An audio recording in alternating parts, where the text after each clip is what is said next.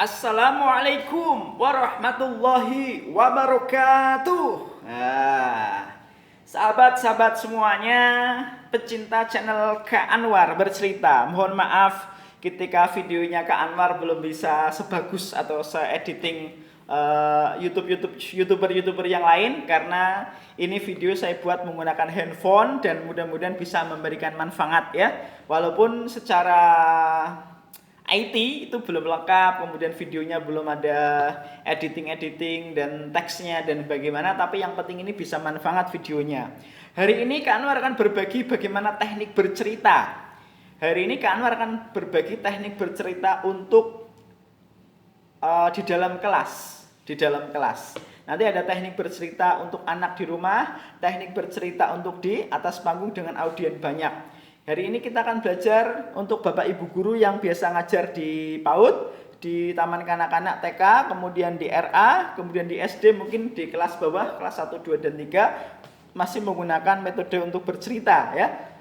Dan mudah-mudahan cerita ini sangat bermanfaat. Metode yang pertama bercerita adalah seorang pencerita harus bisa mengetahui alur dari cerita, isi cerita itu. Yang pertama, itu paling pokok.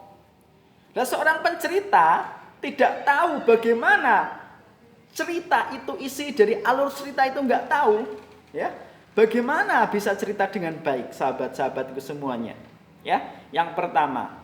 Yang kedua, setelah menguasai cerita, alur cerita, kita harus bisa improvisasi, kemudian kita bisa mengajak anak-anak di dalam kelas untuk merasakan cerita ketika cerita itu sedih, ketika cerita itu bahagia, ketika cerita itu menyenangkan. Anak-anak pun ikut hanyut oleh alunan cerita kita. Contoh, ketika itu ada anak kecil tersesat di hutan. Anak kecil itu bingung dan menangis. Wah, aku di mana ini? Aku takut. Kalau di dalam hutan nanti ada binatang buas. Aku mau minta tolong sama siapa? Papa, Mama, tolong aku. Ketika itu adik-adik semuanya, anak kecil yang bernama Sarip ini, nak, dia gak sengaja. Di belakang ada suara keras. Ketika nengok ke belakang, ternyata, wah, di belakangku ada suara keras.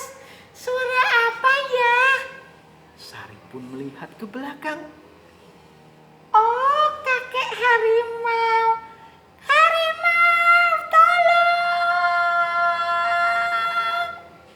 Kecil itu lari tunggang langgang. Jadi peserta anak-anak yang di dalam kelas itu ikut hanyut merasakan ketika dia sedih dikejar-kejar oleh kakek harimau tadi.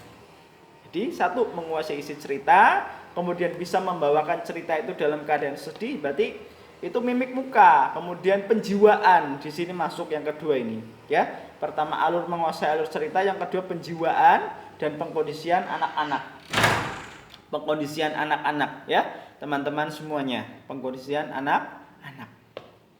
Yang ketiga adalah bisa menyimpulkan isi cerita itu, bahwa cerita itu misalkan endingnya ada anak yang baik dan anak yang nggak baik, nanti endingnya anak yang tidak baik kemudian berjanji tidak mengulangi perbuatan yang tidak baik itu. Cukup simpel kan cerita, yang pasti bisa menguasai cerita. Nah, itu untuk cerita di dalam kelas. Ya, bisa ditambahi ketika pas di alur cerita, ketika Anda menceritakan, bisa kalian mendengarkan suara-suara hewan juga bisa.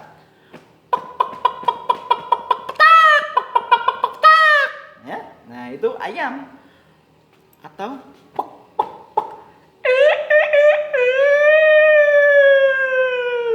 suara ayam jago.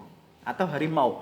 Wow, nah ya, dan lain sebagainya ya. Bisa nanti improvisasi, menerikan suara-suara, boleh nanti kita akan belajar di video selanjutnya. Satu, teknik bercerita adalah satu, menguasai cerita, ya, tahu alur cerita, isi ceritanya. Yang kedua bisa penjiwaan, pengkondisian anak-anak. Yang ketiga adalah penutup dan kesimpulan, ya. Itu, ya. Semoga bisa memberikan manfaat untuk hari ini. Semoga Bunda di rumah, ya, teman-teman guru-guru kita semuanya, bercerita tidak harus seperti seorang pencerita yang sudah handal, sudah bagus, tapi cerita itu bisa menyampaikan isi dari cerita itu, nilai moralnya, ya, cerita yang diambil hikmah dari cerita itu yang paling penting. Jadi bercerita tidak harus seperti siapa, tetapi kita bercerita sesuai dengan kemampuan kita saja. Sederhana bukan? Bunda-bunda di rumah, teman-teman, tetap semangat. Assalamualaikum warahmatullahi wabarakatuh.